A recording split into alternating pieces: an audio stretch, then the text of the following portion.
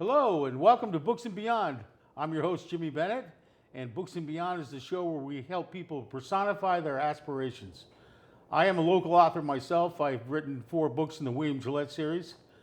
But what I'd like to just mention real quickly is there is a group called the Connecticut Authors and Publishers Association. In our group, the Southeastern Connecticut chapter, we meet at the Groton Public Library the third Monday of every month at 6:30. I encourage anybody who wants to write, is a writer, illustrators, editors, publishers, anybody, to come by and network with us. It's a great group of people, and I think you'll learn things and find a lot of inspiration. So today I have a very special guest, and I'm sure you're going to go, oh, that's him, is Matthew Goldman, a.k.a. Constant Waterman, who I know you've seen his books almost everywhere. The landmarks you must visit in Southeastern Connecticut, and more landmarks you should visit. So, Matthew, welcome to the show. Thank you. So, what's going on? I spent years and years writing poetry and plays, and then finally prose. And the last few years I've been concentrating on illustrating. And I work mostly in pen and ink and pencil. And I've done some forays in color, but I really enjoy pen and ink. And all of my books are self-illustrated. And I've done illustrations for a couple of other books as well. And have also taken commissions. Now, you're a local guy, right? You've been here. I grew up in East Haddam. Yep. I grew up in Hadlime near Gillette Castle, actually. And then I lived in Mystic, and I've lived in Charlestown, and right now I live in Griswold, Connecticut, which is above Norwich. And you got a big connection to the sea. Oh, yes, yes. Well, I grew up close by the Connecticut River and spent a lot of time playing and boating there as a boy. And finally acquired several acres on an island in East Haddam on the Connecticut River. And back in the 70s, I went out there with my fiance, and we started building an octagonal cabin out there. And all with hand tools, of course, and all the materials brought out by raft and canoe. And it was great fun. And the house is still out there. Someone else bought it and has finished it. And if you're fortunate enough to find it, it's in the middle of the woods. But I won't tell you exactly where it is. Yeah. I'm sure you could find it. I used to have people, fishermen and duck hunters, come up and say, oh, that's your cabin. And so yes, and then I moved to Charlestown and I moved to Mystic, and I bought a sailboat and started sailing around Fisher's Island Sound and Long Island Sound, and kept my boat at Noank. And everyone in the world knows where Noank is, of course. And then I started working in a boat shop in Noank and repairing boats. And that helped a lot, because then I didn't have to pay someone to repair my boat. And so I acquired the knack of wiring and plumbing and fiberglassing and woodworking, and, you know, in a pinch I could even repair a batten pocket or make a new tiller or whatever I had to do and tune up my outboard motor. And finally I acquired a 26-foot Chris Craft Pawnee, which is a sloop. And it was just big enough for myself and my wife to go off and spend a 3 or 4 or 5 day weekend, as much as I could finagle. Yeah. And a lot of times I would go off by myself, and I'd go to Buzzards Bay, or I'd go to Narragansett Bay, or I'd go over to Martha's Vineyard. And I had a lot of fun and wrote about it. And I'd go off for a few days on my boat and take a notebook and scribble and scribble and scribble. I didn't take my computer or anything like that. I did have a cell phone and a GPS, so I mean, I wasn't totally in the dark. And so I have 2 books of boating stories. Well, so let's go with your first book now. Okay. Journals. Now this is the journals, right? Right. See, there it is. It's up there. There it is. And what I started doing is I started doing short vignettes and impressionistic pieces, and maybe 600 or 800 words, a couple of pages. And I started submitting them to boating magazines. And everyone started publishing them, mostly local magazines. And the only national magazine I got into was Good Old Boat, which comes from the Great Lakes. And I had several pieces in there. And finally, I had the editor, the publisher of Breakaway Books over in New York State. And he was also a sailor. And he was reading my columns and got a hold of me and said, would you like to do a book? And I went, well, if I have to. So we got together, and he said, okay, the book's ready to go, but I won't be able to actually bring it out in print for 4 or 5 months. And I said, would it be all right if I illustrated it? And I hadn't done any illustrating since I'd been, in my 20s, I guess. And he just said, sure, go ahead. So I spent the winter doing illustrations for it. And I kept on publishing memoirs. And a few years later, I came out with my second book of journals. And, but meanwhile, I got interested in local history and specifically in buildings. And I learned mechanical drawing from my father, who was a mechanical engineer, when I was a teenager. And so there's not much about straight lines I can't tell you. And so I put out books. I have 2 books now. Now, well, let me ask you something. How did you pick the landmarks? Well, I went into, there's a website, and it's called historic landmarks of whatever Right. area you're in. So I picked New London County and a little bit of Middlesex County. And there were a couple of hundred landmarks. Oh, yeah. And I was familiar with quite a number of them. And I picked out the ones that appealed to me or that I had frequented. And places like Goodspeed Opera House and Gillette Right. Castle, Yeah. and the East Haddam Bridge, because I grew up in East Haddam. And so I knew all of those. And then I moved to Mystic, so I got enamored of all the places at the seaport and Mystic Aquarium and a lot of the old houses like the Daniel Packer Inn, places like that. And I just kept accumulating landmarks. And then I would go to the Historical Society and the local library and online, of course, and do research. And so my book is 1 page is an illustration and 1 page is the text, and it's all historic. And I put in the contact information and the websites and all the rest of it. And so my books are good for people that want to go around and visit places. And one of the historical societies did a blurb on the back of my book and just said, this is a book you should keep in your car. And I also went around to bed and breakfast and local inns and put them out there so that people would be acquainted with all of the historical landmarks in our area. Well, that's why I was saying earlier about, people were going to go, oh, that's him. Because I have seen your books at almost every store, establishment, place you go.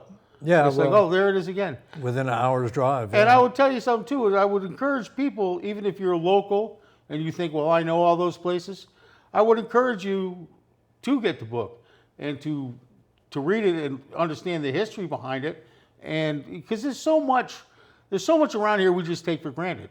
Mm-hmm. It's funny, my brother came to visit me this weekend, and we took a drive through Noank, and we grew up here as kids, but he moved away when he was maybe 20, and he's never been back. Well, he's been back for visit, but never, he doesn't live here around here anymore. And he just kept going on and on about how beautiful it was and how neat this area was, and stuff. And I'm thinking to myself, wow, it's just so much we take for granted. There's so many nice places to visit. That even though you might live here, it doesn't make it any less interesting or Right. stuff. Well, I learned quite a lot. Even the places that were in my backyard, like Gillette Castle and the Gelston House and places like that, I learned a lot by doing the book. And one thing you have to realize is that around New England and the Northeast is that there are a lot of buildings that are 200 or 300 years old. And you take it for granted, you know, when you see a building and it says, oh, 1720 or something. My son went to Reed College out in Portland, Oregon, and I went out to visit him. And they think of it, and I drove through what was considered the historic part of town, and there were plaques on the houses, and it said, built in 1934. And I went, okay, this was an old house for Portland, Oregon. You know? And I went, I don't think I've ever lived in a house that was that new. Yeah. My parents' house was older than that. I lived in the house across the street, which was built right after the Civil War. You know, I lived in a house in Old Mystic that was built in 1704. And so people say, oh, this house was built in 1720. Look at the wide floorboards. And I said, yeah, I've got floorboards that are this wide in my house and a 7-foot wide fireplace and the whole bit, you know. Oh, wow. And it was great. You Yeah. know? Yep. That is funny, though. But, Yeah. you know. Yeah, and people talking about, you know, their old house that was built in, you know, 1910 or 20 or whatever. It's like, you know, my parents were born before that. Yep. I don't think of that as old. Yeah. So now you, after you wrote the Landmark book, then you wrote another book. Let's pull that up on screen, Frank. There you go. And you illustrated all these covers. I illustrated all those covers, and that's Father Poseidon, of course, and that's my sloop Moonwind, and being threatened. And I always tell people that that's a calm day off Point Judith. Yeah. And Point Judith is where Narragansett Bay and Buzzards Bay and Fisher's Island Sound and everything all come together. And there's always 4-foot waves around Point Judith on a calm day. Yeah. And on a rough day, well, you got to be careful and know what you're doing. And so that was what inspired that cover. And what's Moonwind at Large about? The second book is strictly about, you know, sailing around on Moonwind, but it's not just sailing. And I'm not a conventional sailor. I'm not into racing. When I go cruising, I usually go by myself, and I'm not one of these people. I'm not a foodie. I don't go to, you know, look for the 4-star restaurants when I go, you know, to another town, and I'm not a fisherman. So I'm basically into talking to people and walking around old villages and looking at landmarks and taking pictures of things, and you know, checking out the mermaids, of course. Yep. I mean, you got to check out the mermaids.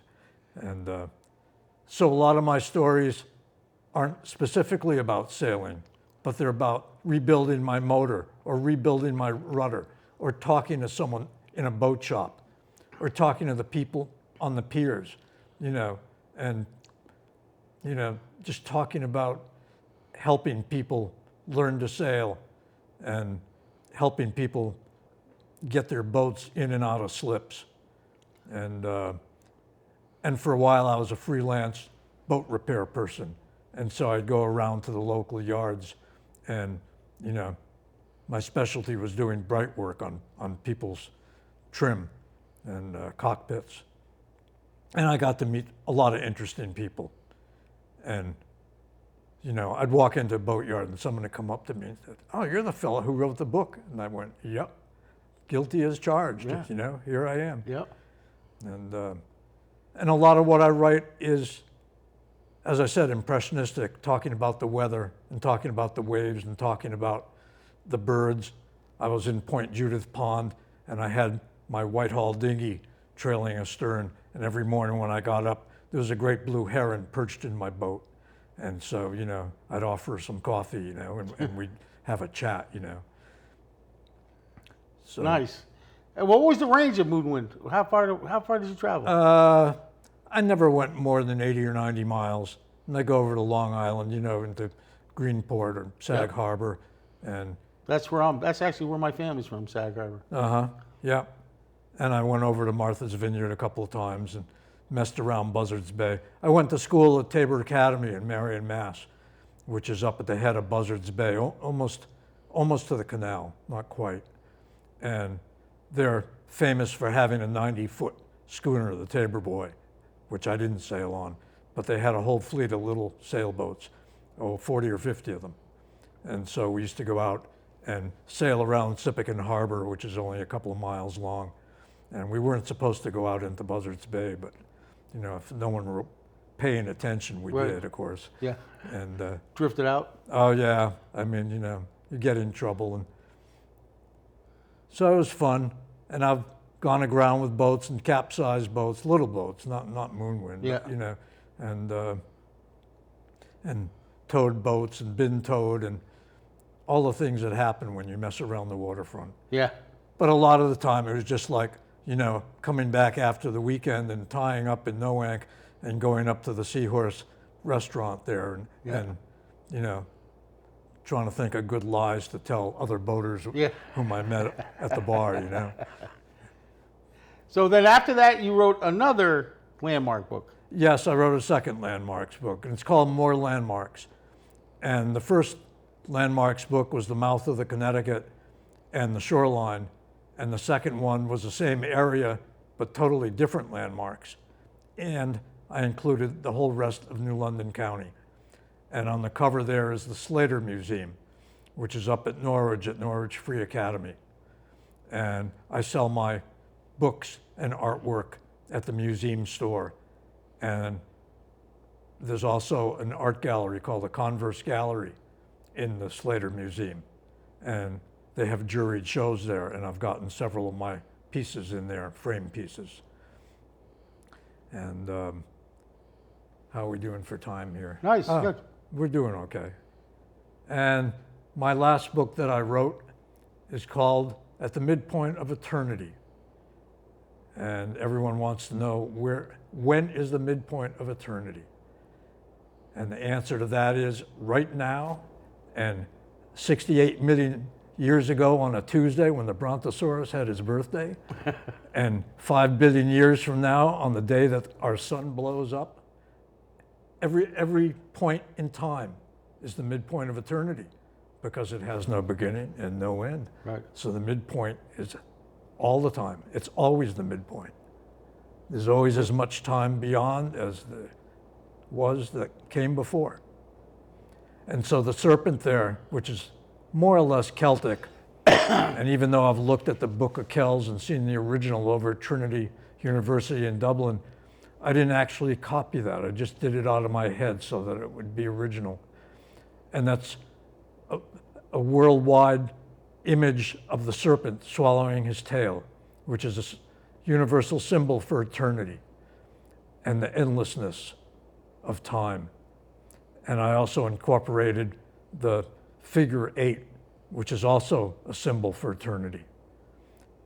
And this last book, which is it's the last book I've written, and came out in 2018. And it has a lot of my artwork, and it has some of my poetry, and it has some of my boating stories, and it has some of my philosophical musings, and it's just sort of a compendium of everything that I've done and thought about, and stories about what I've done with my life. And so some people find it interesting, and some people scratch their head, which is okay, because a lot of people need to scratch their heads. And, Now, do you when you did that book like that, musings and illustrations, did you write something and then do an illustration to match it, or did you have illustrations that you put words to? Usually it was more the latter. I'd have an illustration and I'd write about it. Like on the illustration of the midpoint of eternity, which appears partway through the book. And I get in there and muse on eternity.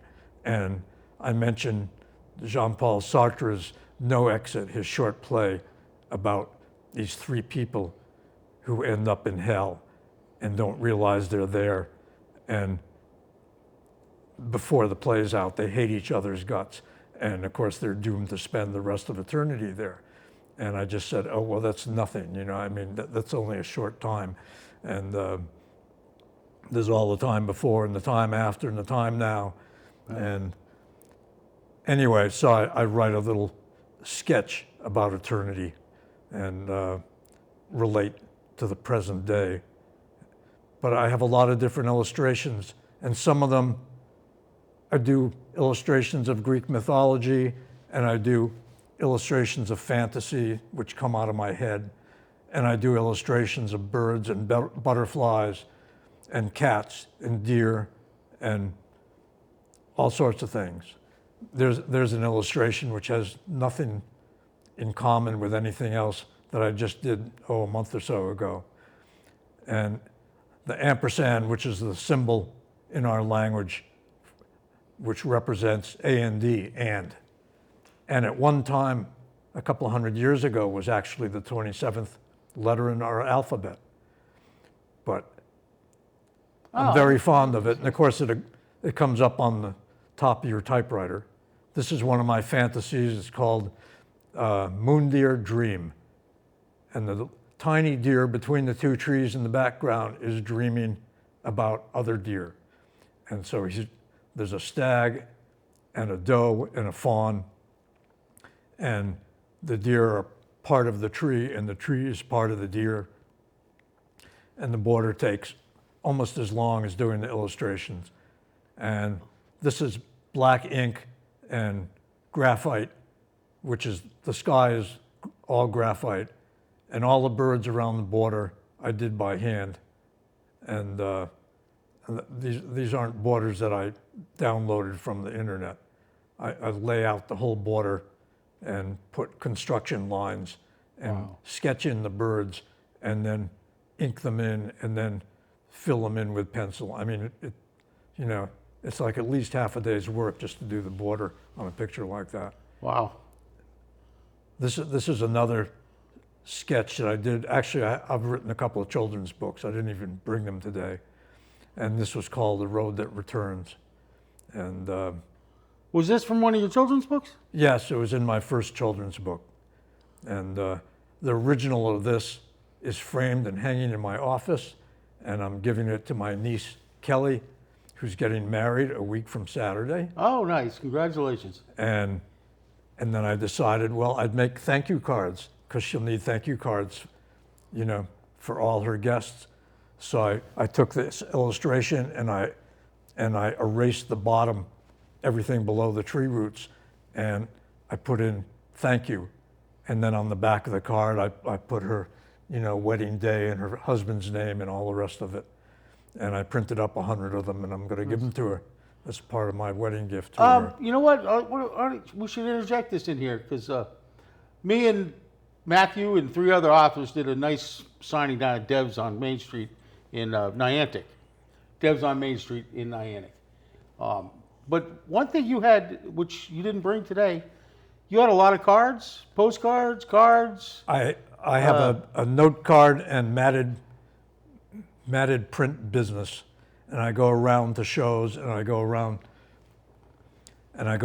to local shops, and I distribute these. And every time I come up, and they're beautiful. I mean, that's so I prefer myself. I kind of prefer like local artists cards and stuff rather than the stock things you find at the pharmacy and stuff. You know what I mean? I just think it's a little bit more, I don't know, personal. You know what I mean? Yeah. So and some places prefer landmarks. I just put let's see if we can slap a couple more of those illustrations up before we. There we go. Now, what's that one? This is an iron bridge over in England, and it was built in the 1780s, I think. And it's the first bridge made out of iron, and it's all riveted together, and it's still standing. And I found an old postcard that I think my sister lived in England for years and years, back about 40 or 50 years ago, and sent me a postcard of this. And I said, oh, that's a neat bridge. And so there it is. That is an incredible detail. Oh, yeah. That's Yeah. what it is. Now, I like this one here. What does this represent That's to the you? shadow of an eagle superimposed on a sailboat on the water. And it was inspired.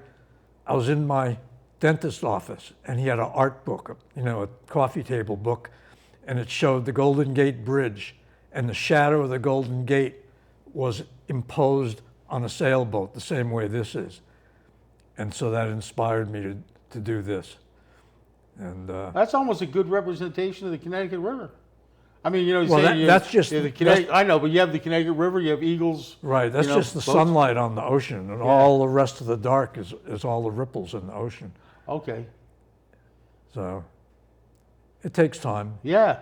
I gave that to a friend of mine in Jupiter Flower, so she was very pleased with that. And what are you working on? Are you working on anything now, or what are you? I just finished an illustration of a naked lady lying on a sofa with a black jaguar in the middle of the jungle, and I called it, and with a full moon, and it's called Jaguar Moon Medicine Woman. And my wife is a medicine woman, and she said, oh, I like that. And I said, well, here it is. And last Friday, I took it out and got it framed, matted and framed, and hung it up in our house. And Oh, nice. that was one of my gifts to her. Yep. 2 minutes.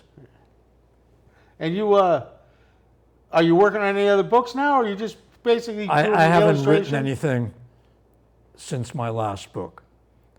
I mean, I've pretty much written myself out for the time being. It doesn't mean that in 5 years I won't write another book. And people have asked me to do landmarks books of Narragansett Bay and other parts of Connecticut and Lord knows where else. And it's a lot of work. It really is. It's about 1,500 hours just to do 50 landmarks. Wow. Well, a bit of a spoiler alert. I'm hoping to work with Matthew on some work on some things I'm doing. So we'll be talking about that down the road here. Good. When we get it done, you can put it up on the screen. Well, that's great. You know what? I'm so happy you came on the show, and it's so nice to put a face behind the man of all those books that, like I said, everybody has seen your books on the shelves and stuff. Cash registers everywhere, businesses everywhere. It's unbelievable. So it's really great to put a face to it. Very talented. And now, where are your books available? At Bank Square and at the Marine Consignment Store in Mystic. And the Landmarks book is available at Clyde Cider Mill. And where else? Oh, my Landmarks books are available at the Book Barn in Niantic. And I have cards available at Tumbleweeds. And I used to go all over the place, every place within 50 miles in Rhode Island and Connecticut, and sell and sell and sell. And it's just too much work. Yeah. And